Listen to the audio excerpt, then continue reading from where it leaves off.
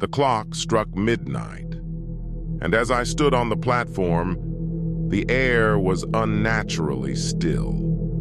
The last train of the night, the Midnight Express, was due any moment.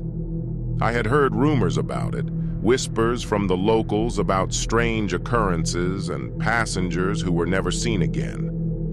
But those were just stories, right? Superstitions. I needed to get home, and this was the only way. The train pulled in with a screech, its iron wheels grinding against the tracks. The old locomotive was an eerie sight, its once vibrant paint now chipped and peeling, exposing the rust beneath. The windows were fogged, but I could see faint, shadowy figures inside. With a deep breath, I boarded. The carriage was dimly lit, with flickering bulbs that barely illuminated the worn seats. The stench of decay filled the air, so thick it almost choked me. As I walked down the aisle, I noticed that the other passengers were unnervingly still. They sat motionless, their heads hanging low, faces obscured by shadow. My heart pounded in my chest, but I forced myself to sit down, telling myself it was just my imagination. The train jerked forward and the lights flickered more violently. I glanced around, hoping to catch a glimpse of the conductor, but the cabin was empty. Suddenly, a cold breeze swept through the carriage, sending a shiver down my spine. The temperature dropped rapidly, and I could see my breath forming in the air. Something wasn't right. As the train picked up speed, I felt a growing sense of unease. The outside world had vanished into a swirling darkness, as if the train was hurtling through a void. I tried to focus on the few passengers around me, but something about them was deeply unsettling. Their clothes were old, outdated by decades, and their skin was pale, almost translucent. I wanted to scream, to run, but my body was frozen in place. Then the lights went out completely. I was engulfed in darkness, and the only sound was the rhythmic clattering of the train on the tracks. My breathing was shallow, panicked. Suddenly, I felt something brush against my arm. I jerked away, but there was nothing there, at least, nothing I could see. Then I heard it, a low, guttural whisper. It was coming from all around me, a chorus of voices speaking in a language I couldn't understand. The whispers grew louder, more insistent. I could feel their breath on my neck, their presence surrounding me. I was no longer alone in that carriage. Something was with me, something malevolent. Desperation took over, and I fumbled for my phone, hoping the light would offer some comfort. But when I turned it on, the screen was filled with static. No signal, no escape. Just as I thought I might lose my mind, the train screeched to a halt. The doors hissed open, and a dim, blood-red light spilled into the carriage. I bolted out of my seat, desperate to escape whatever horror was in there with me. As I stepped onto the platform, I realized I was at a station I didn't recognize. The sign above was covered in rust and grime, the letters barely legible. Hell's Crossing. The platform was empty, silent, save for the distant sound of a train whistle echoing through the darkness. The Midnight Express vanished behind me, leaving nothing but an eerie silence. I stood there trembling, trying to make sense of what had happened. Then I heard it, a faint, ghostly wail carried on the wind. I turned to see the station was surrounded by endless graves, tombstones stretching out as far as the eye could see. I started to back away, but something caught my eye. A shadowy figure stood at the edge of the platform, its face hidden beneath a tattered hood.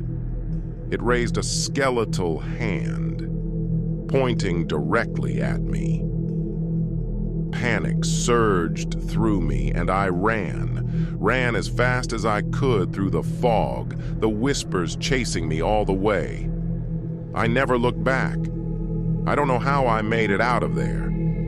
But when I finally collapsed on the cold pavement of a familiar street, I was alone. The sun was just beginning to rise, casting long shadows across the ground.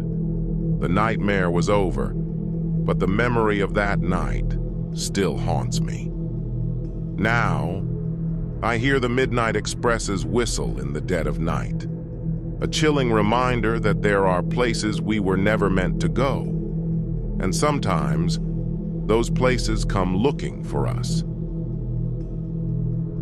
Redbridge Station had always been a ghost town. Built over a century ago, it had been abandoned for years, the tracks rusting, the platform crumbling. But for some reason, I was drawn to it. Maybe it was the rumors, the stories about the train that never stopped, the one that carried the souls of the dead. I didn't believe in ghosts, but something about Redbridge called to me, a whisper I couldn't ignore. It was a cold, foggy night when I finally decided to go. Armed with nothing but a flashlight and my phone, I made my way to the old station. The place was even more decrepit than I imagined, with graffiti-covered walls and weeds sprouting through the cracks in the concrete. But there was something else, too. An air of sadness, of loss. I stood on the platform, staring down the tracks that led into the darkness. The silence was overwhelming, almost suffocating. I could hear my own heartbeat loud and fast in my chest. I checked my watch. It was just past midnight. The stories said that the train would come at 12:15 a.m., but I wasn't holding my breath. Then, just as I was about to leave, I heard it. A faint whistle in the distance. My heart skipped a beat. It was impossible. There were no trains running on these tracks anymore, but the sound grew louder, closer, and before I knew it, the train was there, emerging from the fog like a specter. It was an old steam engine, its metal body glinting in the pale moonlight. The carriages were dark, the windows blacked out. The train slowed as it approached the station, finally coming to a stop right in front of me. The doors slid open with a creak, and I found myself stepping forward, as if in a trance. Inside, the train was eerily silent. The air was thick with the scent of smoke and something else, something rotten. The seats were covered in dust, and the floorboards creaked under my weight. I shone my flashlight around, but the beam was swallowed by the darkness. There was no one here. I walked down the aisle, my footsteps echoing in the silence. As I moved deeper into the train, the atmosphere grew heavier, more oppressive.